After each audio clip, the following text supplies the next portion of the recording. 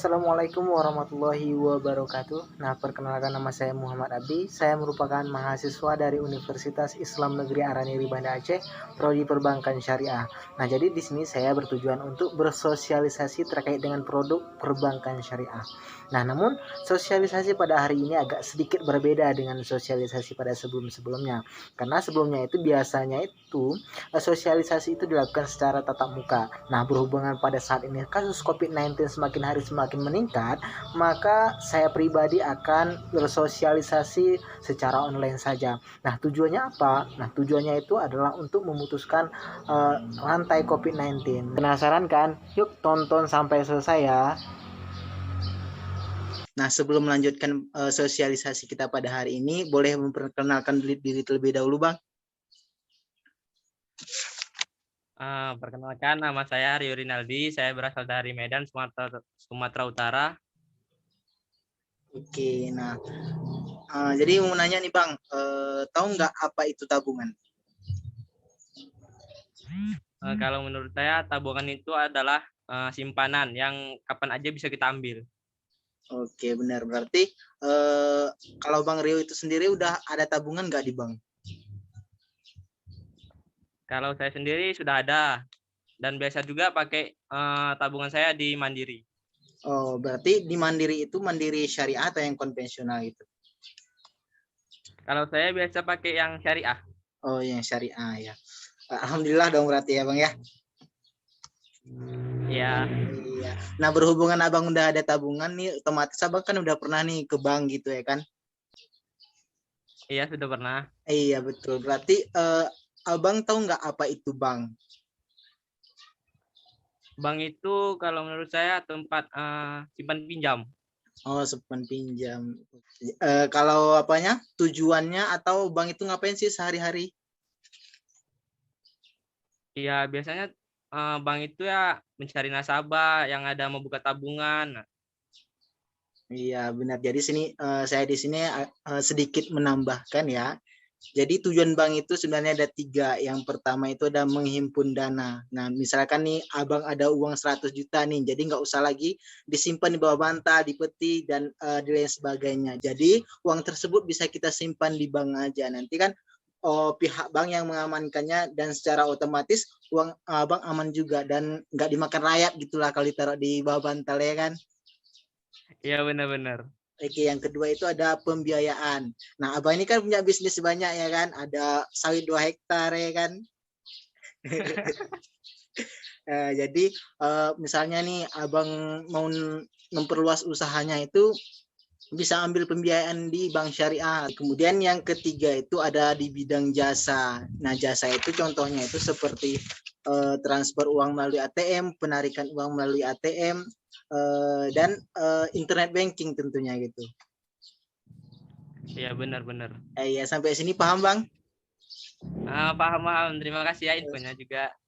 Ya, nah berhubungan produk bank syariah itu banyak sekali ya. Nanti secara otomatis kita itu akan membahas satu produk saja, yaitu penyimpanan syariah. Nah, tadi kan ada Abang bilang ya kalau Abang itu udah buka tabungan di bank syariah kan? Iya. Ya, pas buka rekening, Abang ada dikasih tahu nggak tentang akad? Akad. Iya. Kurang tahu. Oh, kurang tahu. Abang tahu nggak akad itu apa? Akad.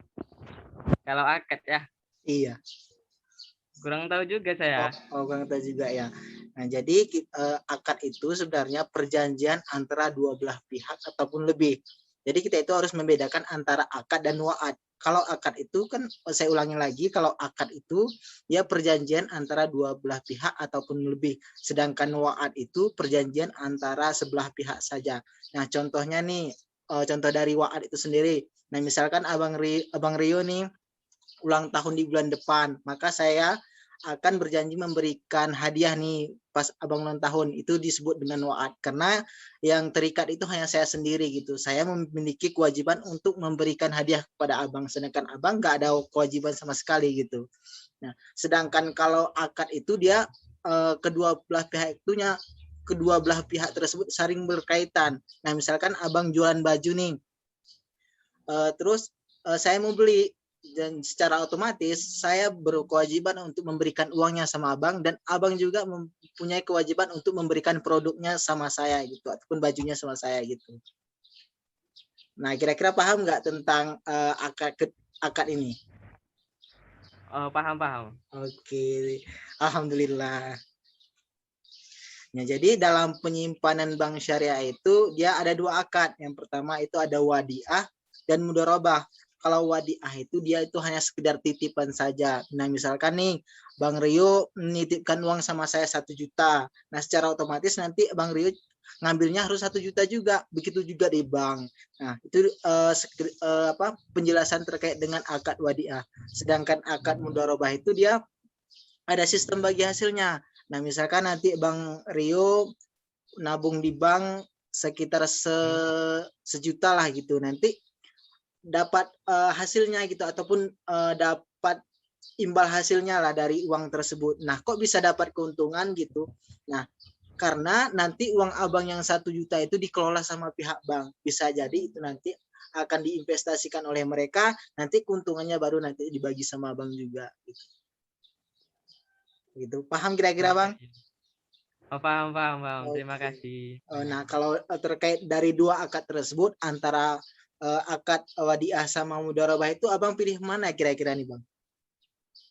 Kalau saya biasa yang pakai yang wadiah, karena kan saya tujuan untuk nabung itu buat titipan aja, buat simpenan. Tahu-tahu butuh kan bisa saya ambil. Iya, benar.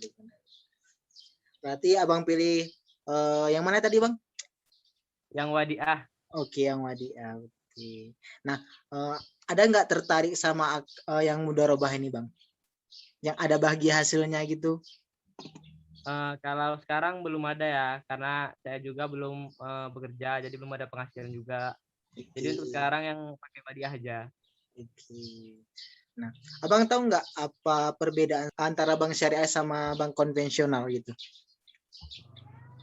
Kalau tahu saya cuman ini ya, yang syariah itu dianya mengikuti prinsip-prinsip syariah juga, dan nggak ada potongan juga biaya per bulannya. Kalau konvensional kan biasanya ada. Iya, jadi sedikit saya tambahin ya Bang ya. Ya, boleh. Oke, kalau syariah itu dia berpedoman sama Al-Quran dan hadis. Gitu. Jadi kalau bertentangan dengan Al-Quran dan hadis itu nggak boleh sama sekali, dan itu dilarang di ajaran Islam gitu. Kemudian yang kedua itu bebas dari maghrib. Tahu nggak apa itu maghrib? Kurang tahu saya. Oh, jadi maghrib itu bukan berarti sambil nunggu buka puasa ya. Bukan. Jadi sebenarnya maghrib itu dia singkatan dari maisir, gharar, dan riba. Nah, maisir itu contohnya itu seperti judi, kemudian ada penipuan, itu contoh dari apa ya? Gharar itu penipuan, kemudian riba itu contohnya itu seperti bunga. Nah, kalau bunga itu tahu nggak Bang? Bunga itu kurang tahu juga sih. Oh, nggak tahu ya. Kalau saya sampaikan bahwasanya riba itu adalah segala sesuatu yang bertumbuh. Kalau abang tadi minjam sama bank 10 juta, kembalikannya 11 juta, itu ribanya itu di 1 jutanya itu, karena itu yang bertumbuh gitu. Kira-kira paham nggak Bang? Paham. Oke, alhamdulillah. Jadi perbedaannya yang lain lagi, contohnya itu seperti keuntungannya. Kalau keuntungan di bank syariah itu dia sistemnya sistem bagi hasil, dan di bank konvensional itu menggunakan sistem bunga. Nah, kemudian dari segi investasinya, kalau perbankan syariah itu hanya memilih usaha-usaha yang halal saja. Tapi kalau di bank konvensional itu dia memilih semua bidang usaha tanpa mementingkan usaha tersebut halal atau tidaknya gitu. Kemudian dari segi hubungan antara si nasabah dan si bank, kalau di bank syariah itu disebut sebagai kemitraan. Tapi kalau di bank konvensional itu dia disebut sebagai kreditur dan debitur. Kemudian dari segi orientasinya, kalau di bank syariah itu dia ada keuntungan, kemudian kemakmuran dan bahagia di dunia di akhirat. Tapi kalau di bank konvensional itu Dia hanya keuntungan semata.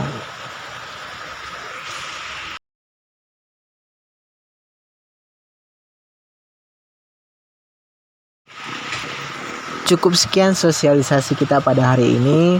Lebih dan kurangnya saya mohon maaf. Wabillahi taufiq wal hidayah. Wassalamualaikum warahmatullahi wabarakatuh.